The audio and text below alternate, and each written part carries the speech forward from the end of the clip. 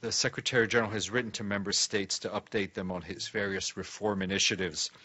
Through a number of global agreements, whether on sustainable development, climate change, sustaining peace, and financing for development, member states have provided a broad vision for the future they want.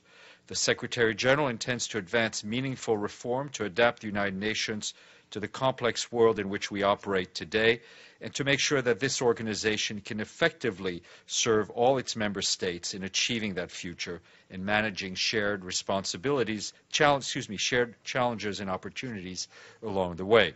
The letter provides a timeline of progress on a number of reform issues, including gender parity, the reform of the development system, the reform of the peace and security architecture, management of the organization, the new counterterrorism office, whistleblower protection, combating sexual exploitation and abuse, among others. And the Secretary General has established also an internal review team on peace and security in January and one on reform in April. The Secretary General also shared with member states his vision for prevention. For him, prevention means doing everything we can to help countries avert outbreak of crises that take a high toll on humanity, undermining institutions and capacities to achieve peace and development. We cannot meet the prevention challenge with the status quo. The United Nations needs to do much more. The United Nations needs to be much more united in thinking and in action, putting people at the center of its work. Hence, various reform streams Secretary General has initiated since he joined the helm of the organization to ensure that we are doing so. In short, prevention needs to permeate everything the United Nations does. Throughout this reform process, the Secretary General is committed to extensive consultations with member states, starting with brainstorming sessions on management in May. And also want to announce travels by the Secretary General. The Secretary General will leave New York on Tuesday, May 9th for London to attend the London Somalia Conference, the first leg of a trip that will also take him to Beijing to attend the Belt and Road Forum for International Cooperation, in Strasbourg, France, on the occasion of the plenary session of the European Union Parliament, and finally Switzerland for the annual seminar and meeting of his current special and personal representatives and envoys. On the 10th of May, the Secretary General will deliver a speech during an event in the Great Central Hall of Westminster, organized by the UN Association for the UK. He's expected to address an audience of about 2,000 people, including representatives of government, parliament, NGOs, the private sector, media, and academia, as well as the general public. The following day, the Secretary General will co-chair the 2017 London Somalia Conference with Prime Minister Theresa May and Somali President Mohamed Abdullahi Farmajo of Somalia. There, he will also hold a press conference along with President Farmajo and the British Foreign Secretary, Boris Johnson. He will then travel on to China for the Belt and Road Forum. That'll be from the 14th to 15th of May in Beijing. The forum's theme is strengthening international cooperation and co-building the Belt and Road for win-win development. The Secretary General will also have a series of bilateral meetings with the heads of states and government who are attending the forum. And on the 17th of May, the Secretary General will be in Strasbourg to deliver a speech before the plenary of the European Parliament and meet with its president, Antonio Tajani of Italy. And the next day, he will be in Switzerland for the annual seminar of his special envoys and representatives. And that seminar is organized by the UN Institute for Training and Research. And we expect to have the Secretary General back in New York on the 22nd of May. And as a reminder, as we told you yesterday, he will be in South Carolina tomorrow to deliver commencement address and receive an honorary degree from the University of South Carolina. His remarks will be broadcast live on the University of South Carolina's webcast, and we can give you the details if you're interested. Also, I have a senior personnel appointment. The Secretary General is announcing today the appointment of Michel Kafando of Burkina Faso as his special envoy. Mr. Kafando's role will include leading and coordinating the UN's political efforts to promote peace and sustainable development in Burundi. Furthermore, he will provide assistance to the efforts of the East African Community for political dialogue among Burundi's key players. Mr. Kafando brings to the position more than 3 decades of extensive experience in high-level international diplomacy and politics. He served as president of the transition in Burkina Faso until December of 2015. More information on his bio. And as you will have seen yesterday, we issued a statement from the Secretary General in which he said he was encouraged by the agreement reached in Astana and Kazakhstan by the guarantor countries to de-escalate violence in key areas. It will be crucial to see this agreement actually improve the lives of Syrians. The Secretary General welcomed the commitment to ceasing the use of all weapons, particularly air assets, to rapid, safe and unhindered humanitarian access, and to creating conditions for the delivery of medical aid and meeting civilians' basic needs. And he stressed that the commitment made should not affect the rights of Syrians to seek and enjoy asylum. That statement was online. And wanted to flag that Nikolai Mladenov, the UN Special Coordinator for the Middle East Peace Process, spoke to the Ad Hoc Liaison Committee meeting in Brussels, in which he said that we are walking into another crisis in Gaza with our eyes wide open. For the last 10 years, he said, 2 million people are held hostage by disagreements, divisions, and closures. The time for the situation to end. He urged all parties to refrain from taking action that would further exacerbate the situation, to seek a political solution to the current standoff. The situation can only be resolved through compromise based on the implementation of intra-Palestinian agreements that would end the division and return Gaza to the control of the legitimate Palestinian authorities. Until then, and under the current circumstances, he added, the UN can only work to mitigate the impact of the crisis on the most vulnerable. His remarks are online and available in my office. 2 items on the Central African Republic to flag.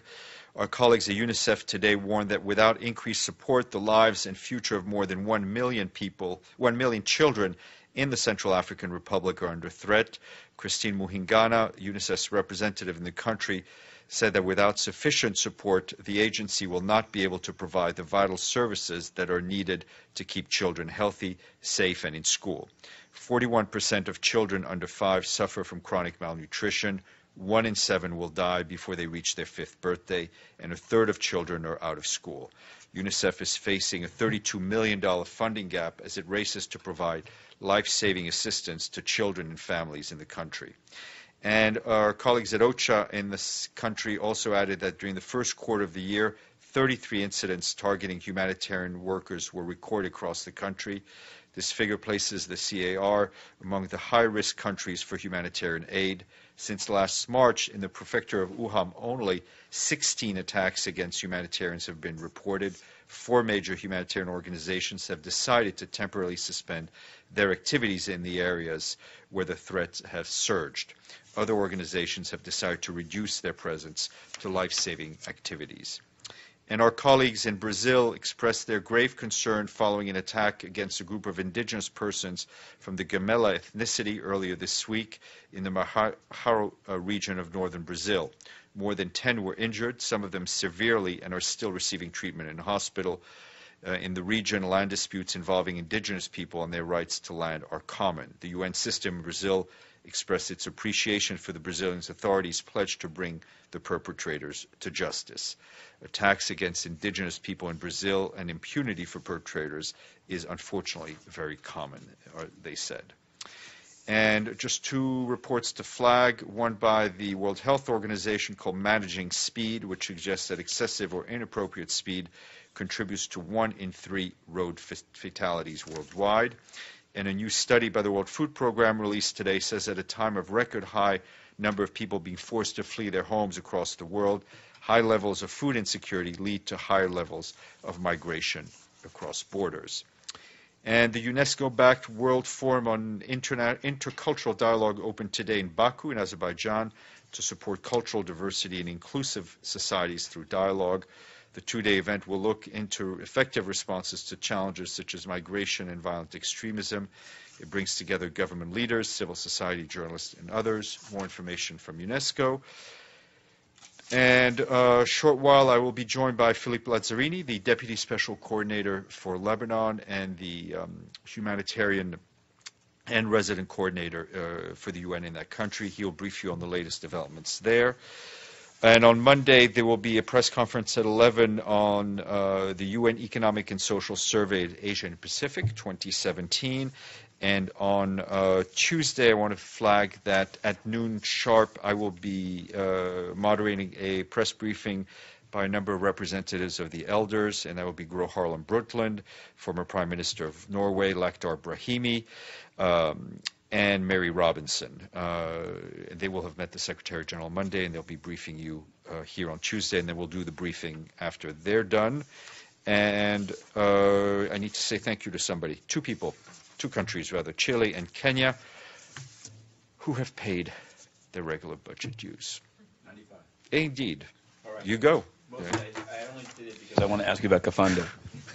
So I guess now that you have confirmed it, will you say, whether it is in fact a part-time, when actually employed appointment, and whether the Secretary General has agreed with the Nkurunziza government that the office will close by the end of the year, as some involved in the process I'm not say? aware of any agreement to close any office.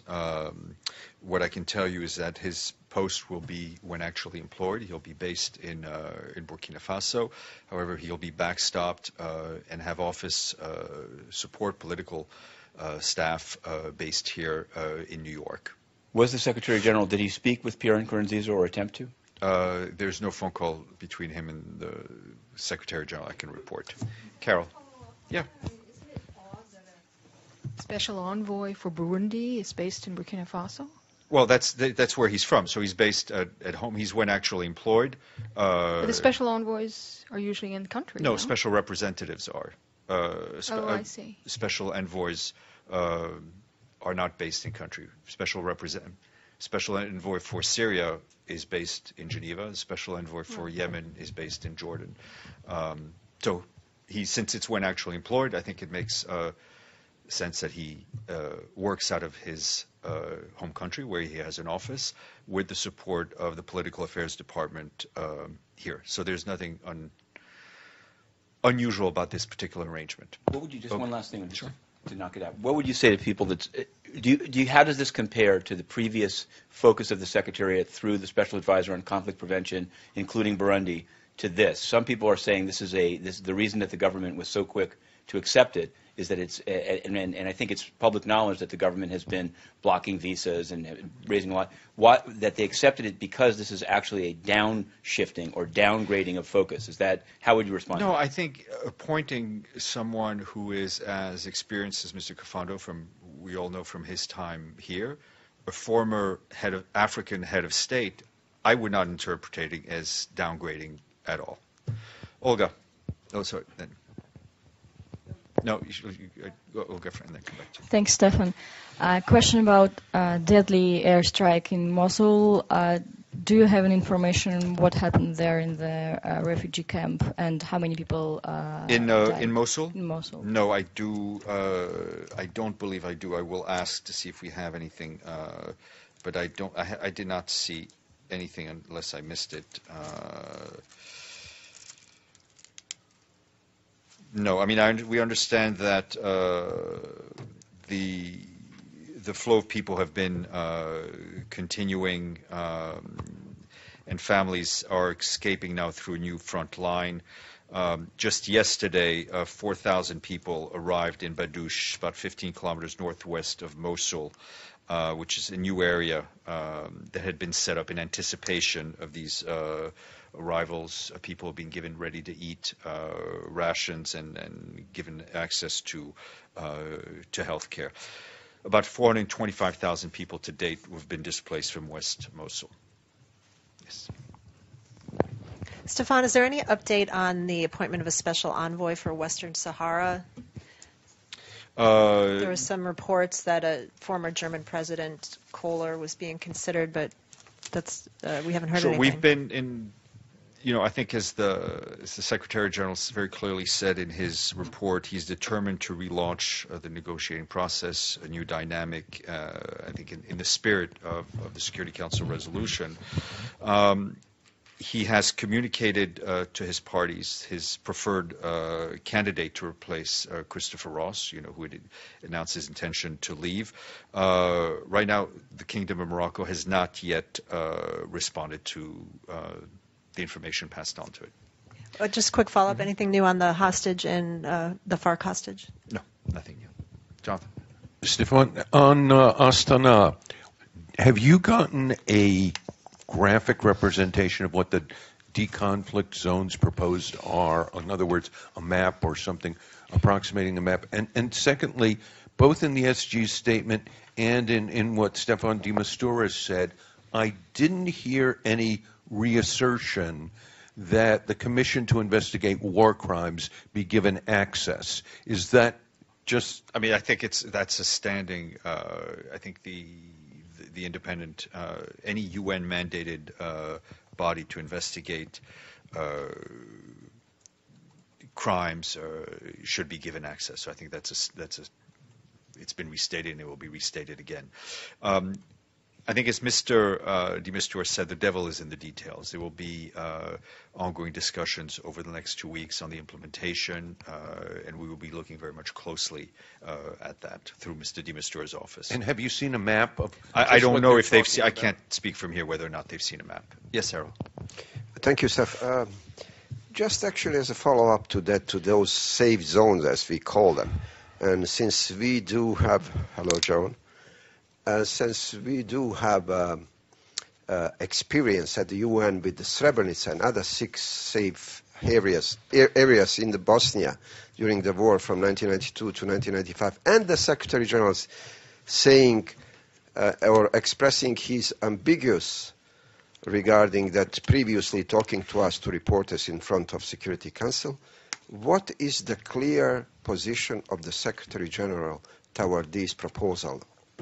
Now, I don't think we're not using the term safe zones. I think as the Secretary General said, and as I said, I've said at this podium a number of times, the experiences of the UN with safe zones has not been a good one, and the experience of the people who are living in those safe zones, especially, as you mentioned, in the former Yugoslavia, has not been a positive one. But in the former Yugoslavia, the whole of the former Yugoslavia, I said in Bosnia as well. The point I'm making here is that we're talking about de-escalation, and that we're talking about studying these proposals in detail. I think we welcome any. Mr. de Mistura and the Secretary General described this as a promising, positive step in the right direction towards de-escalation. We want to see a halt to the fighting. We want to see humanitarian aid being brought in, and we don't want to see these initiatives also to infringe any rights of people to asylum. We've heard, I think we've seen press reports that this may be an opportunity for people to return home. Refugees need to choose when they are able to return home, and no one should be forced or pressured into returning home when things aren't safe. As a follow-up, is it fair to say that only because of that, not only, but because of that negative experience in Bosnia during the war, those zones are now not called safe havens? It's a very broad question. Where we were witness to the agreements in Astana, these were not drafted by the UN. We're using the terminology that is being used. Carol. Stéphane, so what role does the UN feel it can play a role in implementing this accord or monitoring? And also, is it your understanding that the territories that would be part of the designated areas include most of the besieged areas? Have you been able to look at that? I think we'd have to look a little closer at the map. I think for the next, there's about a 2-week period when the details will be examined, and we will be looking very closely at the details to see where we can play a positive role and where we can help anything that will work towards de-escalation of the violence and an improvement in the lives of the Syrians who are trapped in a conflict. Mr. Lee. I wanted to ask you I'm sure you've seen the story of the Philippines protesting a visit by a special rapporteur. So I wanted to know two things. First of all, are you aware of the UN receiving any complaint from the Philippines as they've said? No, I mean I saw the press reports that we could expect a complaint, but nothing is, as of this morning, nothing had been received by the Secretary General's office. But I guess what I wanted to ask you, and maybe you could generally, I saw her side of the story, which is that she informed them. They apparently objected even before she left. What are the rules? What rules apply to a UN special rapporteur? Do they have to tell a country? And if a country says don't come, do they still go? I just wanted to know what I think the point is that the special rapporteurs are named by the Human Rights Council. They do not report to the Secretary General. The Secretariat, the UN Secretary in New York doesn't provide any support to them. Our colleagues in Geneva do. What is important is that member states cooperate with them. We understand from what I've seen in the press that this was a private visit. These people are not full-time, as we all know, they're not full-time special rapporteurs. They all have day jobs, academics or researchers or activists, whatever their jobs are. So they continue with their lives. Traditionally, these visits, official rapporteurs' visits, are planned in partnership with government. But that's just in principle. I don't know the details of this particular visit. I mean, I've seen what she said, and I've seen what the government has said. But just for example, those who are supposed to investigate the situation of the Rohingya in Myanmar, could they go despite what Aung San Suu Kyi has said, in a personal capacity, and then have a press conference? They're independent. Right. Right, so they are the master of their activities. It's not for me to judge. And also, I'm sorry, I'm going to ask, because it's now been a full week. You said, you'll say it. A week ago, there was a stakeout. I was there. I witnessed it. It was filmed, but it's not been put on the website, contrary to the precedent from last year. Has the precedent changed? As I said, when I have something to... But can you describe, since it's a week? No. So what I can do is tell you when things have been resolved, I will let you know. Yes, ma'am. Thank you, Steph. Do you have anything on Cyprus? The special advisor, Mr. Wright, is meeting the Secretary General today, but we don't have anything on that. No. Okay. Any comment on my question yesterday regarding the journalist? Not yet. I'm working on getting something. Okay, thank you. Can you just, Stéphane, clarify what's going to happen to Jamal Ben-Ammar?